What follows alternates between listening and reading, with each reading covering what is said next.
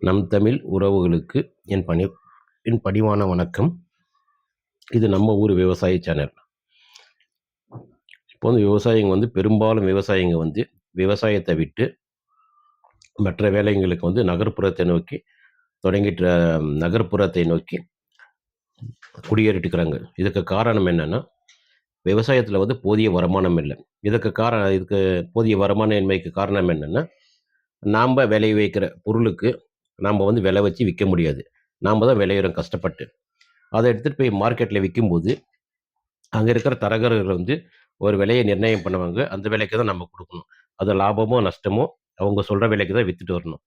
அப்படி வந்து கடன் வாங்கி அங்கங்க கடன் வாங்கி வட்டிக்கு வாங்கி போடுறாங்க. அந்த போட்ட வந்து முதல் கூட வர்றதில்ல விவசாயத்துல.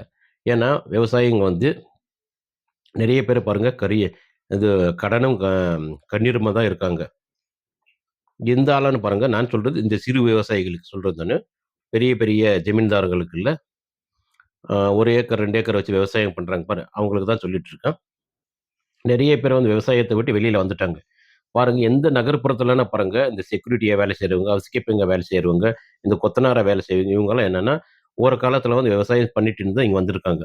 இப்போ வந்து இங்க இந்த வேலையில வந்து இது வேலையில வருமானம் இருக்குன்னா, கண்டிப்பா இதுல வந்து போதிய வருமானம் இல்ல.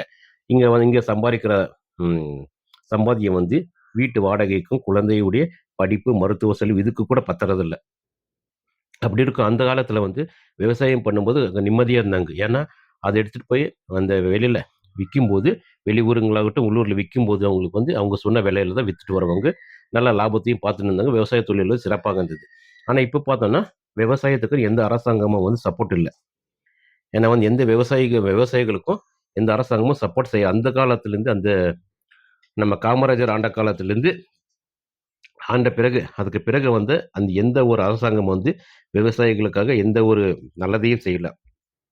ஏன்னா, அந்த காலத்துல வந்து அந்த காமராஜர் வந்து 11 அணைகள கட்டி நீர்த்தேக்கி அதுவும் விவசாயத்துக்குன்னு சொன்னாரு. விவசாயிகள் கஷ்டத்த அவங்க புரிஞ்சு நல்லா பண்ணாரு. ஏன்னா படிக்காதவரா இருந்தா கூட காமராஜர் நல்லா பண்ணிட்டு போனாரு.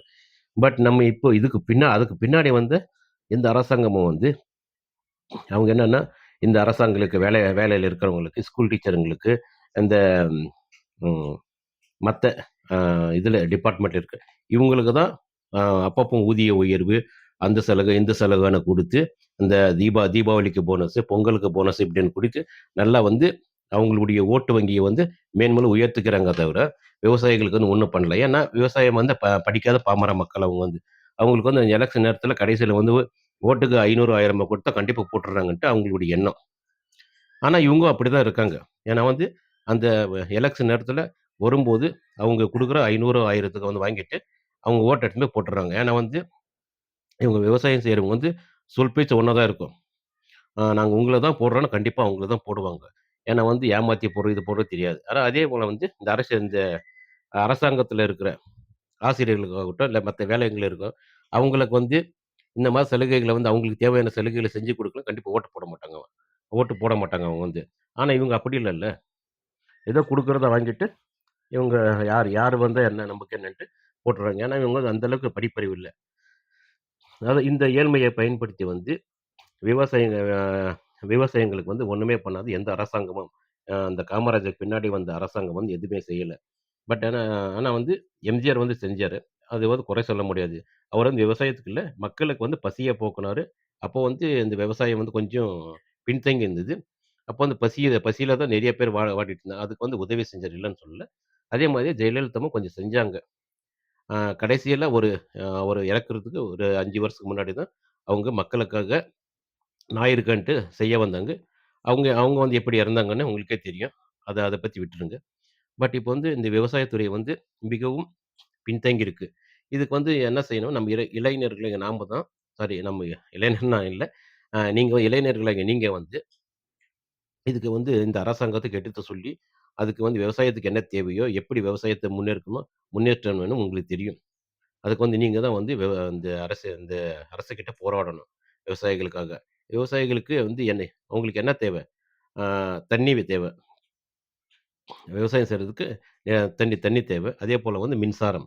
இந்த 2ம் வந்து விவசாயிங்களுக்கு இருந்தா போதும். இது வந்து அந்த தண்ணி வந்து இருக்கிற ஏரிங்கலாம் தூர்வாரணும். குளம், குட்டைகள் எல்லாம் தூர்வாரி, நீர் தேக்கத்த அதிகப்படுத்தணும். அதேபோல வந்து நிலத்தடி நீர் அதிகமாகும். அங்கலாம் நீர் சேமிச்சு வேணும். அதேபோல இலவசமா வந்து மின்சாரம் குடுக்கணும்.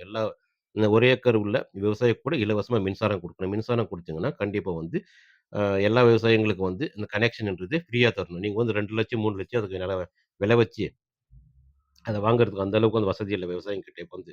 ஏன்னா எல்லா விவசாயிங்க வந்து இப்ப கடன்ல தான் இருக்காங்க. நீங்க பாருங்க பெரும்பாலான இந்த சின்ன சின்ன விவசாயிங்க பாருங்க போய் அவங்க வீட்ட பாருங்க எப்படி இருக்குன்னு. அந்த காலத்துல கட்டின வீடு அதே தான் இருக்கு. ஆனா நீங்க இப்ப வந்து புதிய வீட்டு திட்டம் ஒண்ணு கொண்டு வரீங்க.